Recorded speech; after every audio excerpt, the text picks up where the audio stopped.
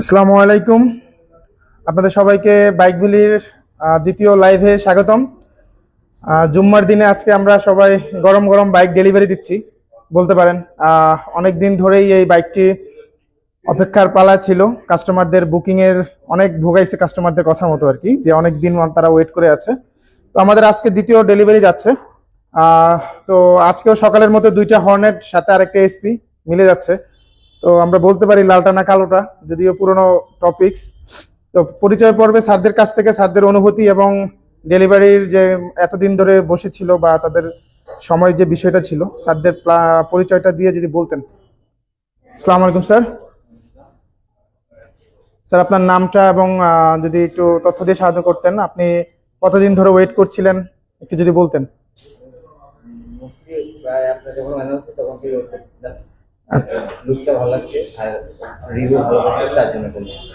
আচ্ছা আচ্ছা, এর আগে কখনো হোন্ডা বাইক ইউজ করার মানে এক্সপিরিয়েন্স আছে আপনার? সিভিয়ার।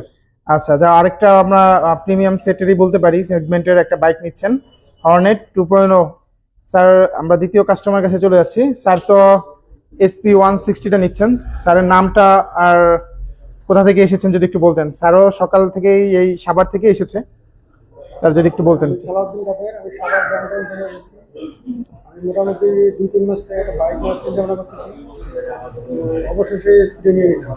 আচ্ছা স্যার, আপনার পছন্দের তালিকায় তো ছিল red colour SP.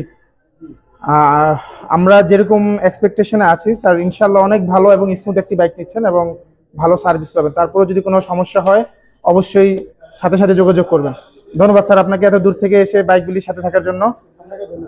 Thank you sir. আমাদের তৃতীয় কাস্টমারের কাছে চলে যাচ্ছি। যদিও ওনার সাথে আমার পূর্ব পরিচিত, স্যার আমাদের পুরনো কাস্টমার। আমাদের স্যার আগে এক্স ব্লেড বাইকটি চালাতেন। তো স্যারের কাছে আমরা চলে যাচ্ছি।